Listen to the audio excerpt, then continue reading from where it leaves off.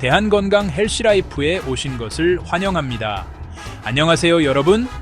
오늘 저와 함께 영양 간식에 대해 깊이 알아보는 시간을 가져보겠습니다. 혹시 출출할 때 아무거나 집어 먹게 되지는 않나요? 우리 몸에 좋고 맛도 좋은 영양 간식을 먹으면 건강도 챙기고 기분 전환도 할 수 있습니다. 이번 영상에서는 영양 간식이 주는 놀라운 효능부터 현명하게 섭취하는 방법, 그리고 주의해야 할 점까지 차근차근 알려드릴게요. 준비되셨나요? 그럼 시작해볼까요? 자, 여러분, 혹시 간식은 살찐다라는 말 들어보셨나요? 물론 아무거나 마구 먹으면 안 되겠지만 우리 몸에 좋은 영양 간식은 오히려 건강을 지켜주는 든든한 지원군이 될 수 있습니다.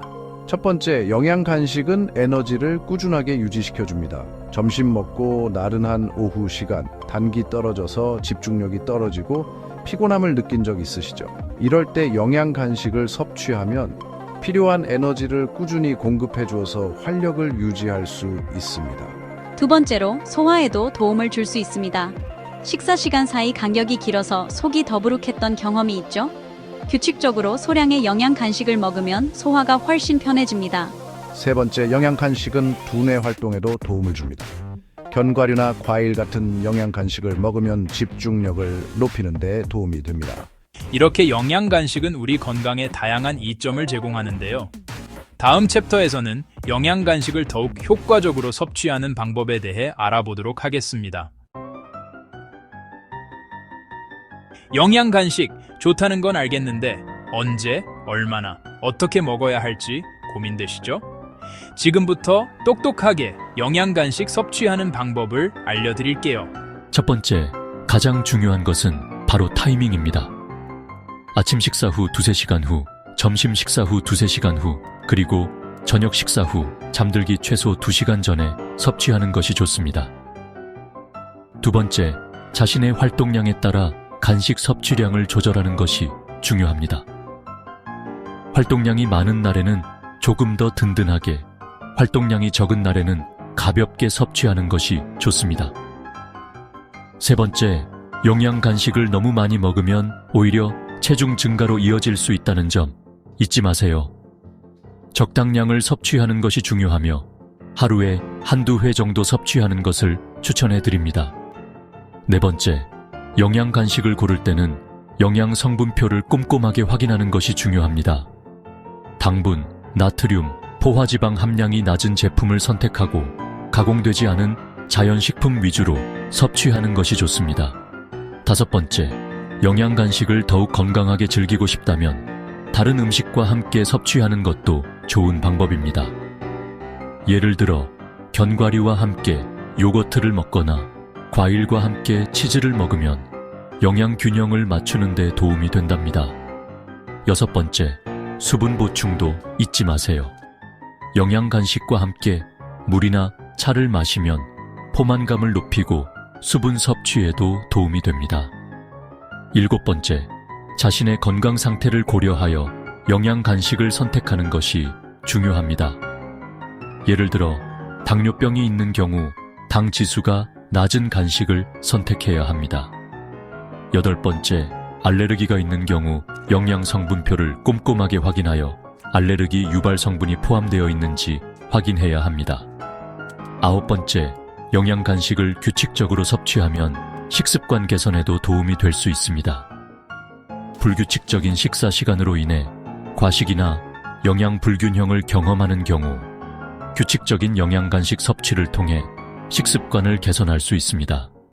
마지막으로 가장 중요한 것은 자신에게 맞는 영양 간식을 찾는 것입니다.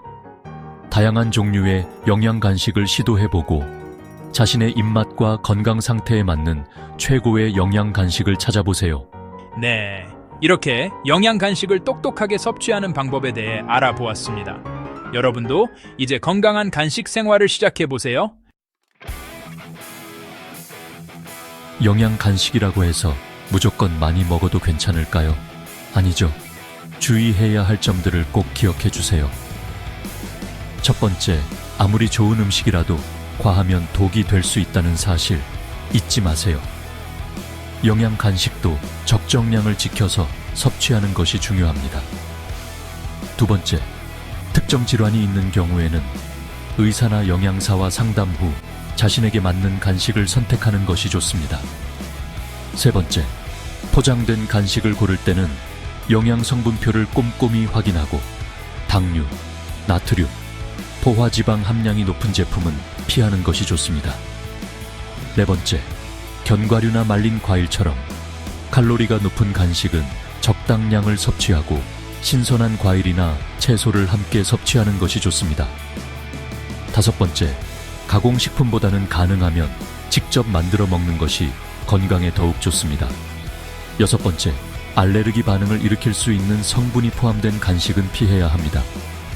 일곱 번째, 유통기한이 지난 간식은 섭취하지 않도록 주의해야 합니다. 여덟 번째, 어린아이들의 경우 땅콩이나 포도처럼 목에 걸릴 위험이 있는 간식은 피하거나 작게 잘라서 주는 것이 안전합니다. 아홉 번째, 운동 직후에는 단순당보다는 단백질과 탄수화물이 함께 함유된 간식을 섭취하는 것이 근육 회복에 도움이 됩니다. 마지막으로 가장 중요한 것은 자신의 몸의 소리에 귀 기울이는 것입니다. 영양 간식을 섭취한 후 속이 더부룩하거나 불편함이 느껴진다면 섭취량을 조절하거나 다른 종류의 간식으로 바꿔보는 것이 좋습니다. 그렇다면 어떤 간식을 먹으면 좋을까요? 맛도 좋고 건강에도 좋은 영양 간식들을 소개합니다. 첫 번째, 고소하고 바삭한 견과류. 아몬드, 호두, 캐슈넛 등 견과류에는 불포화 지방산, 단백질, 식이섬유가 풍부하게 들어있어요. 두 번째, 달콤하고 상큼한 과일. 사과, 바나나, 딸기, 블루베리 등 제철 과일은 비타민, 미네랄, 항산화 성분이 풍부해서 피부 미용과 면역력 강화에도 도움이 된답니다. 세 번째, 부드럽고 든든한 요거트. 플레인 요거트에 과일이나 견과류를 곁들여 먹으면 단백질과 칼슘을 보충하기 좋습니다. 네 번째, 담백하고 고소한 통곡물 과자. 정제된 밀가루 과자 대신 통곡물로 만든 과자를 선택하면 식이섬유를 보충하고 포만감을 높일 수 있습니다. 다섯 번째, 입이 심심할 때 간편하게 즐길 수 있는 말린 과일. 말린 과일은 신선한 과일에 비해 당도가 높기 때문에 적당량을 섭취하는 것이 좋습니다. 여섯 번째, 출출할 때 든든하게 즐길 수 있는 고구마. 고구마는 식이섬유가 풍부하고 GI 지수가 낮아 포만감이 오래 지속되며 혈당 조절에도 도움이 됩니다. 일곱 번째, 바쁜 아침 식사 대용으로도 좋은 계란. 계란은 단백질과 필수 아미노산이 풍부하게 함유되어 있어 포만감을 높여주고 근육 생성에도 도움을 줍니다. 여덟 번째, 시원하고 상큼하게 즐길 수 있는 과일 스무디. 과일과 요거트, 우유 등을 함께 갈아서 마시면 맛과 영양을 동시에 잡을 수 있습니다. 아홉 번째, 따뜻하게 즐길 수 있는 단호박죽. 단호박은 비타민 A와 식이섬유가 풍부하며 소화가 잘 되어 속을 편안하게 해줍니다. 마지막으로 가장 중요한 것은 자신의 취향에 맞는 영양 간식을 선택하는 것입니다. 다양한 종류의 영양 간식을 즐겁게 섭취하고 건강도 챙기세요. 오늘 저와 함께 영양 간식의 세계를 여행해 보았는데 어떠셨나요? 영양 간식은 우리의 건강을 지켜주는 소중한 친구가 될 수 있다는 것을 기억하고 오늘 알려드린 정보들을 바탕으로 현명하게 영양 간식을 섭취하시길 바랍니다. 좋아요와 구독은 영상 제작에 큰 힘이 됩니다. 다음 영상에서 더욱 유익하고 재미있는 정보로 찾아오겠습니다. 감사합니다.